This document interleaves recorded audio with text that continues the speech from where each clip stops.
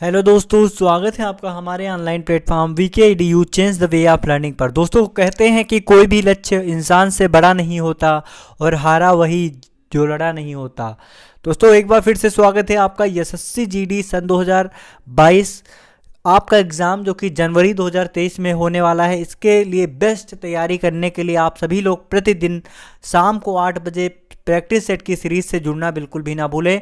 तो दोस्तों, आप सभी का स्वागत है। फटाफट से अपने सभी दोस्तों तक आज के सेशन को शेयर करेंगे। ये सेट नंबर 1 है और इसी तरीके से प्रतिदिन हम आपको एक सेट चालू करवाने वाले हैं। तो आप सभी दोस्त प्रतिदिन क्लास को शेयर जरूर करेंगे और शाम को 8 बजे जरूर जुड़ेंगे। तो दोस्तों, कहते हैं कि लक्ष्य हमेशा अर्जुन के बाण के जैसा होना चाहिए। लक्ष्य हमेशा अर्जुन के बाण के जैसा होना चाहिए और हौसला हमेशा सीमा पर खड़े जवान के जैसा होना चाहिए। चलिए दोस्तों, ये आज के इस सेशन को एक नए मोटिवेशन, नए जोश और नए उत्साह के साथ हम आप के साथ में शुरू करते हैं और साथ ही साथ में हर एक क्वेश्चन का हम एकदम डीपली एनालिसिस करने वाले हैं और बहुत अच्छे तरीके से आपको समझाने वाले हैं। तो सभी दोस्त लाइक और शेयर जरूर करिएगा। अगर फर्स्ट टाइम आप देख रहे हैं तो चैनल को सब्सक्राइब जरूर करेंगे। तो दोस्तों, आज का पहला प्रश्न क्या है, इसका सही आंसर आपको कमेंट सेक्शन में छाप देंगे। किसी पेशी में संकुचन प्रोटीन होती है। किसी पेशी में संकुचन प्रोटीन होती है, इसका सही आंसर क्या होगा कमेंट सेक्शन में छाप देंगे। ऑप्शन है एक्टिन और मायोसिन, एक्टिन और ट्रोपोमायोसिन, या फिर मायोसिन और ट्रोपोनिन, या फिर ट्रोपोनिन और ट्रोपोमेयोसिन। सही आंसर क्या होगा कमेंट सेक्शन में छाप देंगे। जितने सारे दोस्त जुड़े हुए हैं एक बार लाइक करेंगे, जी हाँ दोस्तों, लाइक और शेयर करते रहेंगे। फटाफट से अपने सभी दोस्तों तक आज के इस सेशन को पहुंचाइए, जिससे सभी उन दोस्तों को फ़ायदा हो सके जिनका सपना है देश के एक आर्मी के रूप में कार्य करने का, देश के जवान के रूप में कार्य करने का। तो उन सभी दोस्तों तक आज की हमारी यह क्लास पहुंचनी चाहिए। इसमें पूरे जोश और उत्साह के साथ में हम आपको पढ़ाने वाले हैं। तो दोस्तों, इसका एकदम करेक्ट आंसर है एक्टिन और मायोसिन। ऑप्शन ए आपका एकदम करेक्ट आंसर है। सभी दोस्त ध्यान रखेंगे, एक्टिन और मायोसिन ध्यान देंगे। एक्टिन और मायोसिन इसका एकदम करेक्ट आंसर है। Option A is right answer. किसी पेशी में संकुचन प्रोटीन होते हैं एक्टिन और मायोसिन। अगला जो प्रश्न है उसकी तरफ आगे बढ़ेंगे। अगला प्रश्न है कुनेन किस पेड़ की छाल से निकाली जाती है, कमेंट सेक्शन में छाप देंगे। कुनेन किस पेड़ की छाल से निकाली जाती है, यूकेलिप्टस, सिनकोना, नीम या फिर देवदार। सही आंसर क्या होगा कमेंट सेक्शन में छाप देंगे दोस्तों। तो कुनैन की अगर बात करी जाएगी तो कुनैन जो है सिनकोना के वृक्ष से निकाली जाती है। ऑप्शन बी आपका एकदम करेक्ट आंसर है। सभी दोस्त ध्यान रखेंगे, सिनकोना के वृक्ष से निकाली जाती है। कुनैन की अगर बात करी जाएगी दोस्तों तो ध्यान से देखेंगे, कुनैन एक प्राकृतिक श्वेत क्रिस्टलाइन एल्केलाइड पदार्थ है। ध्यान रखेंगे, एक क्रिस्टलाइन एल्केलाइड पदार्थ है, एल्केलाइड पदार्थ है। कुनैन एक क्रिस्टलाइन एल्केलाइड पदार्थ है। यह दोस्तों ज्वर रोधी, मलेरिया रोधी होता है। ध्यान रखेंगे, मलेरिया रोधी होता है और साथ ही साथ में कुनैन दोस्तों दर्दनाशक के रूप में कार्य करता है और सूजन रोधी गुण भी इसमें पाए जाते हैं। सिनकोना दोस्तों सिनकोना एक वृक्ष का नाम है जिसकी छाल से दोस्तों कुनैन नामक औषधि पाई जाती है। सभी दोस्त ध्यान रखेंगे। अगला जो प्रश्न है उसकी तरफ आगे बढ़ेंगे। फटाफट से आप सभी लोग लाइक और शेयर करते रहेंगे।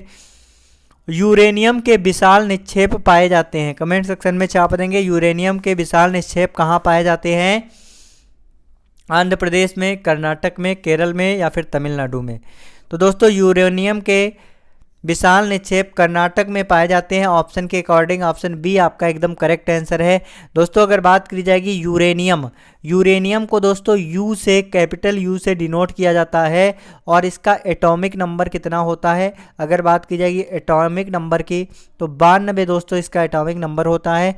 इसकी खोज किसने की दोस्तों, खोज की बात करी जाएगी दोस्तों तो इसकी खोज 1789 में क्लापोर्ट ने की। किसने की, ध्यान से देखेंगे 1789 में क्लापोर्ट ने इसकी खोज की और किस अयस्क से, तो दोस्तों पिच ब्लेड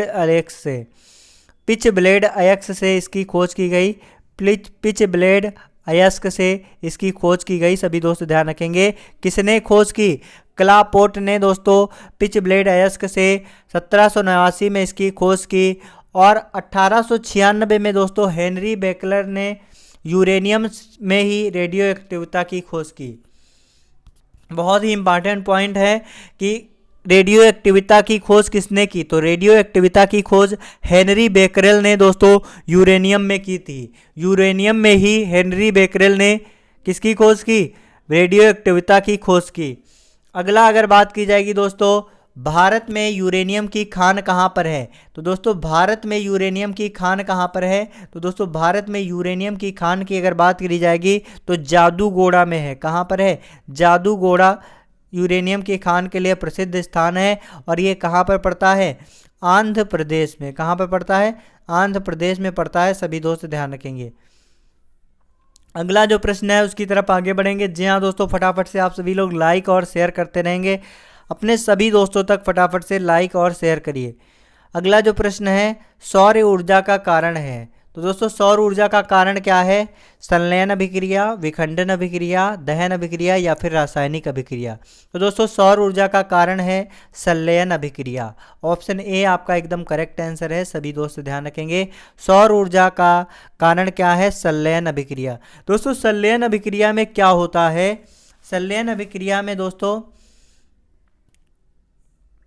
क्या होता है, दोस्तों संलयन अभिक्रिया वह अभिक्रिया होता है जिसमें कोई भारी नाभिक जो होता है अन्य भागों में तोड़ा जाता है। ध्यान से देखेंगे, संलयन अभिक्रिया में क्या होता है कि वह अभिक्रिया जिसमें कोई नाभिक दो या दो से अधिक भारी में जो है तोड़ा जाता है, दो से अधिक भागों में तोड़ा जाता है, जिससे अधिक ऊर्जा का उत्सर्जन होता है। ध्यान रखेंगे, जिससे अधिक ऊर्जा का उत्सर्जन होता है उसे क्या कहते हैं दोस्तों, नाभिकीय संलयन कहते हैं। क्या कहते हैं, नाभिकीय संलयन कहते हैं। सभी दोस्त ध्यान रखेंगे।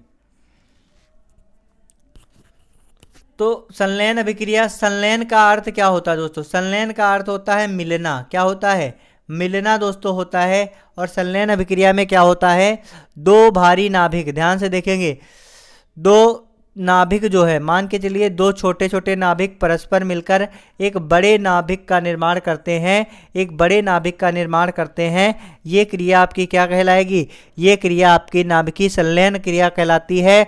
और इसके फलस्वरूप क्या होता है दोस्तों, द्रव्यमान की क्षति होती है। क्या होती है, द्रव्यमान की क्षति होती है। और द्रव्यमान की क्षति होने के कारण ही दोस्तों क्या होता है, ऊर्जा का उत्सर्जन होता है। क्या होता है, ऊर्जा का उत्सर्जन होता है। सभी दोस्त ध्यान रखेंगे, द्रव्यमान की क्षति होने के कारण ही ऊर्जा का उत्सर्जन होता है। इसका एग्जाम्पल क्या है, सभी दोस्त ध्यान से देखेंगे दोस्तों, हाइड्रोजन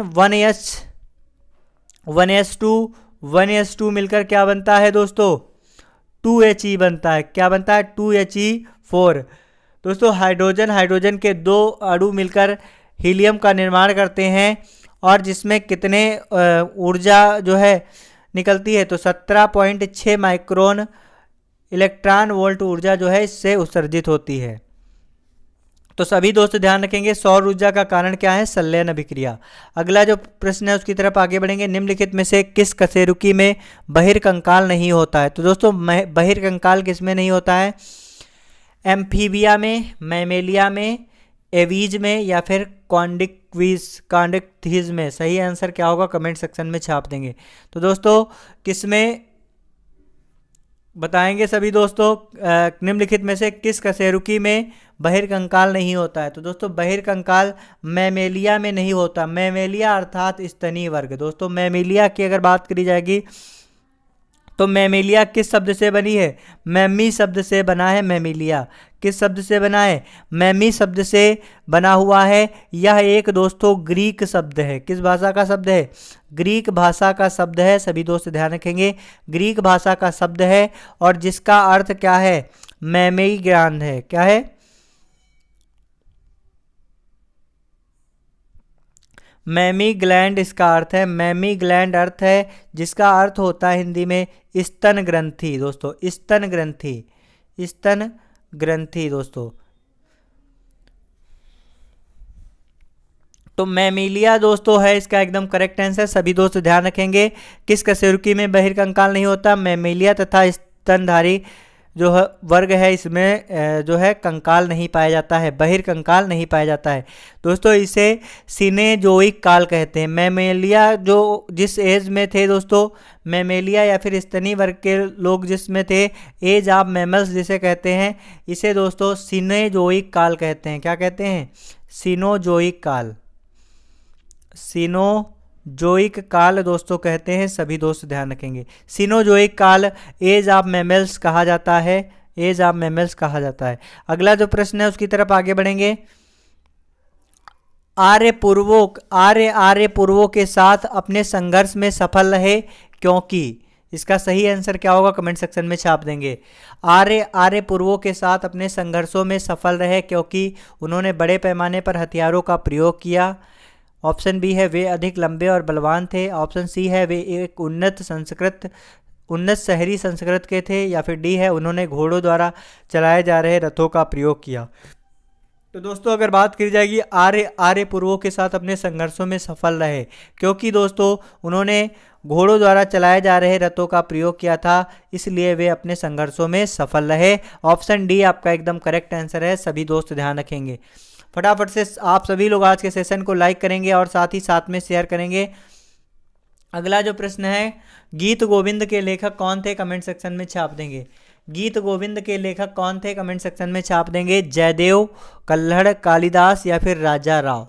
सही आंसर क्या होगा कमेंट सेक्शन में छाप देंगे। गीत गोविंद के लेखक कौन थे? तो दोस्तों गीत गोविंद के लेखक भगत जयदेव थे। ऑप्शन ए आपका एकदम करेक्ट आंसर है। सभी दोस्त ध्यान रखेंगे। अगर बात करी जाएगी दोस्तों कल्हड़, तो कल्हड़ की रचना का नाम क्या है? तो दोस्तों कल्हड़ की रचना का नाम है राजतरंगिणी। सभी दोस्त ध्यान रखेंगे। राजतरंगिणी किसकी कृति है? तो राजतरंगिणी कल्हड़ की कृति है। अगर बात की जाएगी कालिदास की, तो दोस्तों कालिदास की बहुत सारी जो है कृतियां हैं, जैसे कि आपका है अभिज्ञान शाकुंतलम। ध्यान रखेंगे अभिज्ञान शाकुंतलम, अभिज्ञान शाकुंतलम, कुमार संभवम। ध्यान रखेंगे अभिज्ञान शाकुंतलम, कुमार संभवम, कुमार संभवम यह किसकी है दोस्तों? कुमार संभवम। और साथ ही साथ में रघुवंशम, रघुवंशम। तो ये जो कृतियां हैं किसकी हैं दोस्तों? कालिदास की हैं। सभी दोस्त ध्यान रखेंगे। अगर बात की जाएगी दोस्तों राजा राव, तो राजा राव की एक कृति है जिसका नाम है कंठपुरा। दोस्तों कंठपुरा किसकी कृति का नाम है? राजा राव की। तो इस तरीके से हमने हर एक जो है लेखक, इनकी जो कृतियां हैं इनके बारे में आपको बताया। गीत गोविंद के लेखक जयदेव हैं। कल्हड़ की पुस्तक का नाम है राजतरंगिणी। कालिदास की कृतियां हैं अभिज्ञान शाकुंतलम, कुमार संभवम, रघुवंशम। अगर बात की जाएगी राजा राव की, तो राजा राव की कृति का नाम है कंठपुरा। क्या नाम है? कंठपुरा है। सभी दोस्त ध्यान रखेंगे। अगला जो प्रश्न है उसकी तरफ आगे बढ़ेंगे। जी हाँ दोस्तों, अगला प्रश्न है एडम स्मिथ के अनुसार कौन सा कराधान अधिनियम नहीं है? कमेंट सेक्शन में छाप देंगे। एडम स्मिथ के अनुसार कौन सा कराधान अधिनियम नहीं है? निश्चितता का अधिनियम, सरलता का अधिनियम, सुविधा का अधिनियम या फिर किफायत का अधिनियम। सही आंसर क्या होगा कमेंट सेक्शन में छाप देंगे। तो दोस्तों एडम स्मिथ के अनुसार कौन सा कराधान का अधिनियम नहीं? इसका एकदम करेक्ट आंसर है निश्चितता का अधिनियम। ऑप्शन ए आपका एकदम करेक्ट आंसर है। सभी दोस्त ध्यान रखेंगे। अगले प्रश्न की ओर आगे बढ़ेंगे। अगला प्रश्न है निम्नलिखित में से कौन सा प्रशासन पर विधायी नियंत्रण के अंतर्गत नहीं आता है? एक बार प्रश्न को फिर से रिपीट कर रहे हैं, आप सभी लोग सही आंसर कमेंट सेक्शन में छाप देंगे। निम्नलिखित में से कौन सा प्रशासन पर विधायी नियंत्रण के अंतर्गत नहीं आता है? शून्यकाल, स्थगन प्रस्ताव, बजट सत्र या फिर किसी विधेयक का निरूपण। सही आंसर क्या होगा कमेंट सेक्शन में छाप देंगे। तो दोस्तों कौन सा प्रशासन पर विधायी नियंत्रण के अंतर्गत नहीं आता है? तो दोस्तों इसका सही आंसर है स्थगन प्रस्ताव। ऑप्शन बी आपका एकदम करेक्ट आंसर है। सभी दोस्त ध्यान रखेंगे। दोस्तों स्थगन प्रस्ताव क्या होता है? दोस्तों स्थगन में क्या होता है, किसी भी सत्र को जो है स्थगित किया कर दिया जाता है, इसे जो है संसद में स्थगन का प्रस्ताव लाया जाता है, उसके बाद उसे स्थगित किया जाता है। अगर बात की जाएगी दोस्तों शून्यकाल की, तो शून्यकाल किसे कहते हैं दोस्तों? तो शून्यकाल दोस्तों संसद में प्रश्नकाल के पश्चात आता है। तो संसद में प्रश्नकाल के तुरंत बाद क्या आता है? शून्यकाल आता है, जिसमें दिए गए मुद्दे पर जो है मामले उठाए जा सकते हैं या फिर पूर्व सूचना पर जो है मामले उठा सकते हैं। तो दोस्तों संसद में जो प्रश्नकाल के बाद का जो समय आता है, संसद में प्रश्नकाल के बाद का समय क्या कहलाता है? दोस्तों प्रश्नकाल के बाद जो है शून्यकाल की शुरुआत होती है। किसकी शुरुआत होती है? शून्यकाल की शुरुआत होती है। प्रश्नकाल के बाद शून्यकाल की शुरुआत होती है, सभी दोस्त ध्यान रखेंगे, शुरुआत होती है, शुरुआत होती है। और इसमें जो प्रश्नकाल में जो मुद्दे दिए जाते हैं या फिर विषय दिए जाते हैं, उन पर जो है सूचना दी जाती है, उन पर बिना महत्वपूर्ण मामले उठाया जा सकता है, सभी दोस्त ध्यान रखेंगे। तो शून्यकाल में क्या होता है? पूर्व सूचना पर महत्वपूर्ण मामले उठाए जा सकते हैं। अगर बात की जाएगी दोस्तों प्रश्नकाल की, तो प्रश्नकाल दोस्तों लोकसभा की बैठक का पहला घंटा जो है प्रश्नों के लिए होता है। किसके लिए होता है? प्रश्नों के लिए होता है, उसे प्रश्नकाल कहते हैं। लोकसभा के बैठक का पहला घंटा प्रश्नों के लिए होता है, उसे क्या कहते हैं? प्रश्नकाल कहते हैं। अगर बात करी जाएगी दोस्तों बजट सत्र की, तो बजट सत्र क्या होता है आपके लिए जानना बहुत ही इंपॉर्टेंट है। बजट सत्र की अगर बात करी जाएगी दोस्तों, तो इसका एकदम करेक्ट आंसर है स्थगन प्रस्ताव, लेकिन यहाँ पर हम बजट सत्र की बात कर रहे हैं। अगर बात की जाएगी दोस्तों बजट सत्र की, तो बजट सत्र दोस्तों क्या होता है? बजट सत्र सदन या संसद में बजट की पेशी की जाती है और उस पर बहस किया जाता है और उसे पारित किया जाता है, तो उसे कहते हैं दोस्तों बजट सत्र। बजट सत्र दोस्तों संसद का सबसे बड़ा सत्र होता है, सभी दोस्त ध्यान रखेंगे। संसद में सबसे पहला सत्र दोस्तों कौन सा होता है? साल का सबसे पहला सत्र कौन सा होता है? पहला सत्र सबसे बजट सत्र होता है। और सबसे बड़ा सत्र भी कौन सा होता है? बजट सत्र होता है। यह जनवरी लास्ट से दोस्तों, जनवरी लास्ट से दोस्तों कब तक चलता है? जनवरी लास्ट से अगर बात करी जाएगी दोस्तों, यह अप्रैल के अंत में या फिर मई के प्रथम सप्ताह तक चलता है। अप्रैल लास्ट तक या फिर मई के फर्स्ट वीक तक चलता है, सभी दोस्त ध्यान रखेंगे। मई के पहले सप्ताह तक यह चलता है, सभी दोस्त ध्यान रखेंगे। बजट जो है संसद का सबसे बड़ा सत्र होता है। अगर बात की जाएगी दोस्तों बजट का जनक किसे कहा जाता है? बजट का जनक किसे कहा जाता है? कमेंट सेक्शन में छाप देंगे। तो दोस्तों बजट का जनक किसे कहा जाता है? सबसे पहले स्वतंत्र भारत का बजट किसने पेश किया था? तो दोस्तों सबसे पहले स्वतंत्र भारत का बजट सनमुखम शेट्टी ने पेश किया था। किसने पेश किया था? सनमुखम शेट्टी। दोस्तों नाम याद रखेंगे, सनमुखम शेट्टी ने सबसे पहले बजट पेश किया था। और यह बजट इन्होंने कब पेश किया था? 26 नवंबर 1947। ध्यान रखेंगे 26 नवंबर 1947 को पहला बजट, स्वतंत्र भारत का पहला बजट पेश किया गया। और इसे किसके द्वारा पेश किया गया? सनमुखम शेट्टी के द्वारा पेश किया गया। और इन्हें ही बजट का जनक कहा जाता है। सनमुखम शेट्टी को ही बजट का जनक कहा जाता है। चलिए दोस्तों अगले प्रश्न की ओर आगे बढ़ेंगे। आप लोग फटाफट से आज के सेशन को लाइक करेंगे और साथ ही साथ में शेयर करेंगे अपने सभी दोस्तों के साथ में। अगला जो प्रश्न है उसे देखते हैं, अति महत्वपूर्ण प्रश्न है। भारत में प्रथम चुनाव आयुक्त थे SP Sen Sharma, doctor Narendra Singh, KV Sundaram या फिर सुकुमार सेन।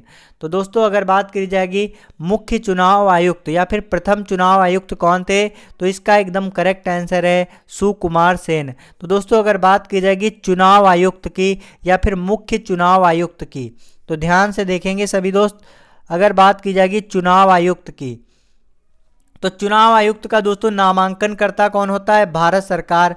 और चुनाव आयुक्त की नियुक्ति कौन करता है? सबसे खास बात है, ये कई बार पूछा गया, चुनाव आयुक्त की नियुक्ति कौन करता है? तो दोस्तों चुनाव आयुक्त की नियुक्ति राष्ट्रपति करता है। कौन करता है? राष्ट्रपति करता है, सभी दोस्त ध्यान रखेंगे। और पहले चुनाव आयुक्त कौन है? सुकुमार सेन। ध्यान रखेंगे पहले चुनाव आयुक्त कौन है? तो दोस्तों पहले चुनाव आयुक्त हैं सुकुमार सेन। अगला अगर बात की जाएगी दोस्तों वर्तमान समय में कौन है, तो दोस्तों वर्तमान समय में चुनाव आयुक्त कौन है, जिनका नाम है राजीव कुमार। वर्तमान समय में चुनाव आयुक्त का क्या नाम है, मुख्य चुनाव आयुक्त का नाम है राजीव कुमार। ये 15 मई सन 2022 से नियुक्त हुए हैं। सभी दोस्त ध्यान रखेंगे, 15 मई सन 2022 से नियुक्त हुए हैं। अगर बात की जाएगी चुनाव आयुक्त की अवधि कितनी होती है, इनका कार्यकाल कितने समय तक रहता है, तो दोस्तों सभी दोस्त ध्यान रखेंगे चुनाव आयुक्त की अवधि जो होती है 65 वर्ष, 65 वर्ष या फिर दोस्तों 6 वर्ष।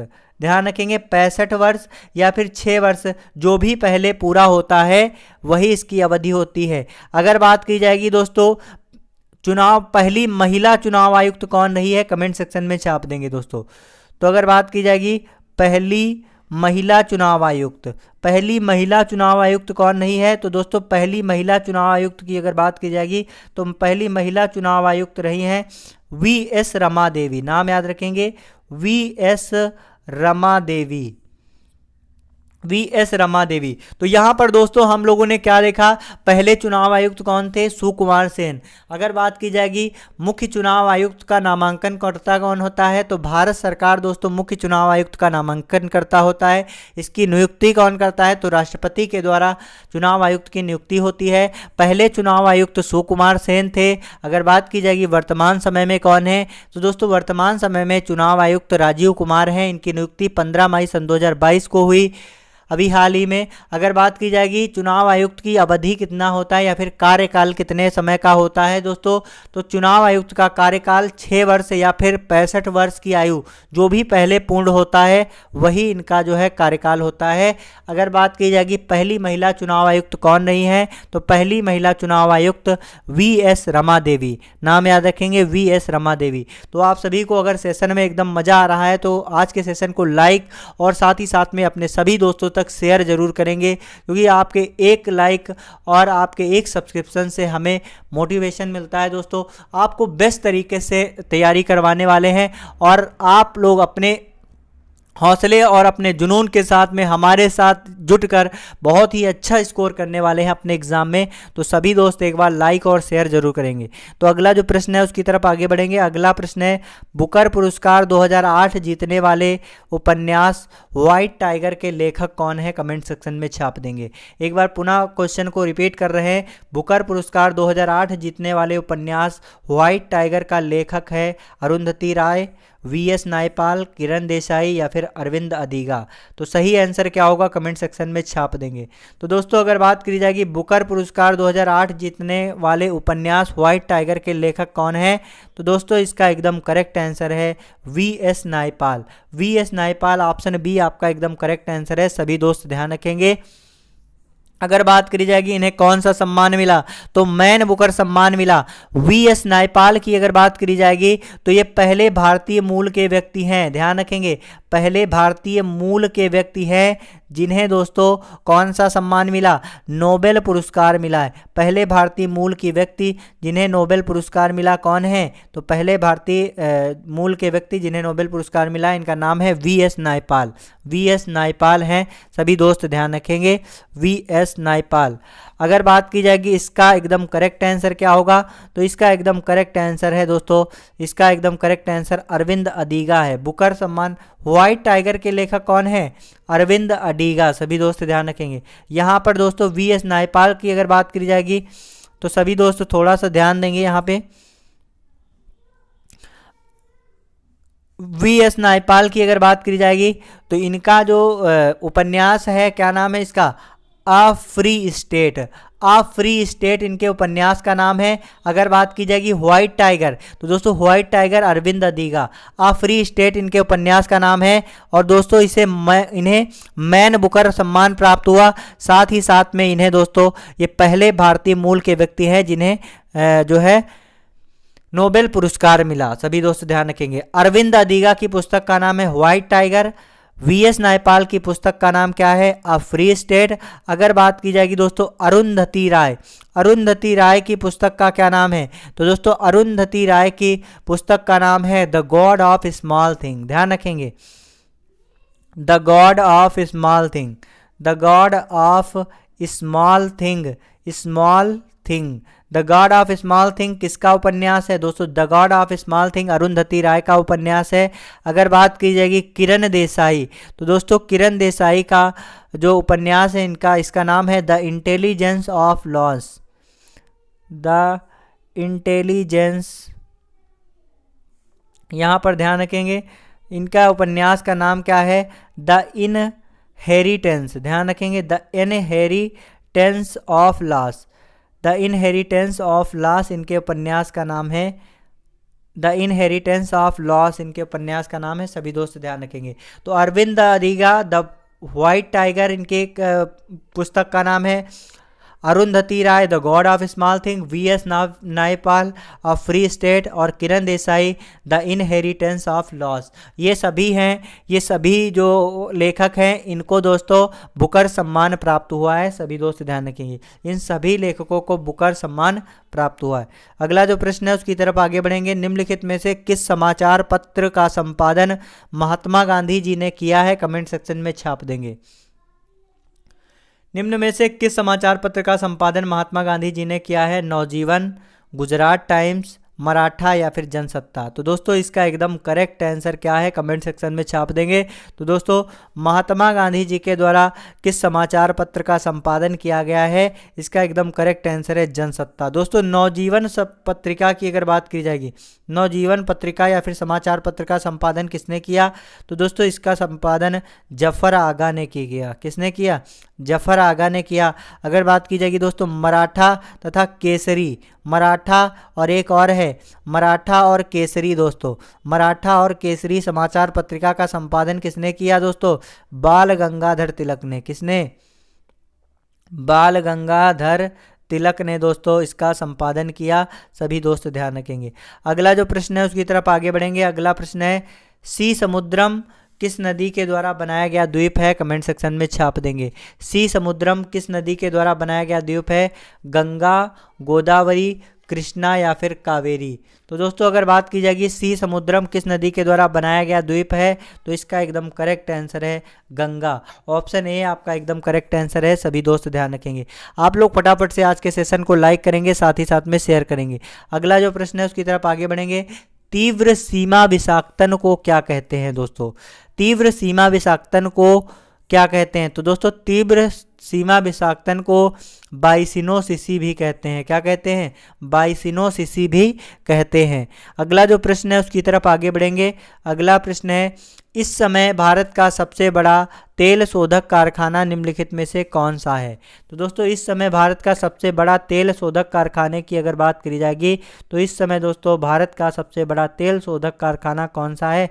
Mathura IOS. Mathura IOS option B आपका एकदम करेक्ट आंसर है, सभी दोस्त ध्यान रखेंगे। अगला जो प्रश्न है उसकी तरफ आगे बढ़ेंगे। एक ही तापमान वाले स्थान को जोड़ने वाली, ध्यान से देखेंगे, एक ही तापमान वाले स्थान को जोड़ने वाली काल्पनिक रेखाएं कहलाती हैं समदाब रेखाएं आइसोबार, समवर्षा रेखाएं आइसोहाइट, समलवण रेखाएं आइसोहेलाइन या फिर समताप रेखाएं आइसोथर्म। तो दोस्तों अगर बात की जाएगी एक ही तापमान वाले स्थानों को जोड़ने वाली काल्पनिक रेखाएं क्या कहलाती हैं? तो दोस्तों एक ही तापमान पर जो दोस्तों एक ही तापमान वाले स्थानों को जोड़ने वाली काल्पनिक रेखाएं समताप रेखाएं या फिर आइसोथर्म कहलाती है। ऑप्शन डी आपका एकदम करेक्ट आंसर है, सभी दोस्त ध्यान रखेंगे।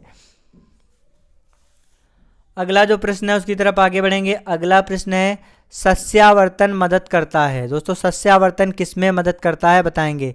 पीड़कनाशियों का प्रयोग कम करने में, वर्णात्मक अतिथेयों वाले परजीवियों को समाप्त करने में, या फिर अधिक फसलें पैदा करने में, या फिर पादप उत्पादों का अधिक विकल्प पैदा करने में। तो दोस्तों सस्यावर्तन मदद किस में करता है दोस्तों? तो पादप उत्पादों को अधिक विकल्प पैदा करने में मदद करता है। ऑप्शन डी आपका एकदम करेक्ट आंसर है, सभी दोस्त ध्यान रखेंगे। अगला जो प्रश्न है उसकी तरफ आगे बढ़ेंगे। अगला प्रश्न है अपने प्राकृतिक परिवेश में वन्य जीवन के लिए कानूनी तौर पर आरक्षित क्षेत्र है बायोस्फीयर रिजर्व, सैंक्चुअरी, सामाजिक वन या फिर नेशनल पार्क। दोस्तों अपने प्राकृतिक परिवेश में वन्य जीवन के लिए कानूनी तौर पर आरक्षित क्षेत्र कौन सा है? सेंचुरी है। ऑप्शन बी आपका एकदम करेक्ट आंसर है। सभी दोस्त ध्यान रखेंगे। अगला जो प्रश्न है उसकी तरफ आगे बढ़ेंगे। फटाफट से आप सभी लोग लाइक और शेयर करिए। इस समय ब्रह्मोस मिसाइल असेंबल की जाती है, कमेंट सेक्शन में छाप देंगे। इस समय ब्रह्मोस मिसाइल असेंबल की जाती है बेंगलुरु में, हैदराबाद में, चांदीपुर में या फिर श्री हरिहरकोटा में। तो दोस्तों ब्रह्मोस मिसाइल कहाँ पर असेंबल की जाती है? इसका एकदम करेक्ट आंसर है हैदराबाद में। ऑप्शन बी आपका एकदम करेक्ट आंसर है। सभी दोस्त ध्यान रखेंगे, हैदराबाद में ब्रह्मोस मिसाइल को असेंबल किया जाता है। सभी दोस्त ध्यान रखेंगे। अगला जो प्रश्न है उसकी तरफ आगे बढ़ेंगे। अगला प्रश्न दोस्तों है परमाणु क्रमांक 20 वाले परमाणु का इलेक्ट्रॉनिक विन्यास क्या है? सभी दोस्त बताएंगे। तो दोस्तों परमाणु क्रमांक 20 वाले परमाणु का इलेक्ट्रॉनिक विन्यास क्या है? तो इसका विन्यास क्या होगा दोस्तों? 2 6 8, 2 6 8, फिर उसके बाद 8 6 2 8 8 16, 16 और 4 20। तो दोस्तों ये इसका इलेक्ट्रॉनिक विन्यास होगा। ऑप्शन बी आपका एकदम करेक्ट आंसर है। सभी दोस्त ध्यान रखेंगे। तो दोस्तों इस तरीके से आज का सेशन हमारा समाप्त होता है। आपको पता है एसएससी जीडी में आपके टोटल 80 क्वेश्चन आने वाले हैं, जिसमें आपके जो है हिंदी, मैथ और जीके जीएस, इसमें से 20-20 क्वेश्चन आपको देखने को मिलेंगे। साथ ही साथ दोस्तों इंग्लिश या फिर हिंदी, दोस्तों ये वैकल्पिक विषय हैं, जिसमें से आपको ज़्यादा इंटरेस्ट है उसे चूज़ कर सकते हैं। तो इसमें आपका 20 क्वेश्चन उसमें भी आएंगे, तो टोटल 80 क्वेश्चन होंगे दोस्तों। तो इस तरीके से आपका क्वेश्चन पेपर रहने वाला है। तो उसी पैटर्न पर आधारित आपको एकदम सटीक क्वेश्चन को लेकर, जो कि आपके एग्ज़ाम के लिए इतनी महत्वपूर्ण है, प्रीवियस ईयर में कहीं ना कहीं पूछे गए क्वेश्चन का हम समावेश कर रहे हैं। तो आपके लिए यह सेशन प्रतिदिन बहुत ही महत्वपूर्ण होने वाला है। साथ ही साथ इसका बहुत ही अच्छी तरीके से एनालिसिस करके हम आपको सारा का सारा सिखाने वाले हैं। तो आप सभी दोस्त आज के सेशन को लाइक और शेयर करेंगे और लास्ट तक आप सभी दोस्त बने रहे, उसके लिए बहुत बहुत धन्यवाद दोस्तों। आप सभी दोस्त प्रतिदिन शाम को 8 बजे लाइव क्लास से ज़रूर जुड़ेंगे, ऐसी हम आशा करते हैं। तो आप सभी दोस्त लास्ट तक बने रहे, उसके लिए बहुत बहुत धन्यवाद। लास्ट में बस दोस्तों यही कहना चाहते हैं कि अपनी मंजिल को भुलाकर जिया भी तो क्या जिया, अपनी मंजिल को भुलाकर जिया भी तो क्या जिया, अगर है दम तो उसे पार कर दिखा, लिख दे खून से अपनी कामयाबी की कहानी को और बोल दे उस किस्मत से, अगर है दम तो मिटा कर दिखा। थैंक यू सो मच दोस्तों।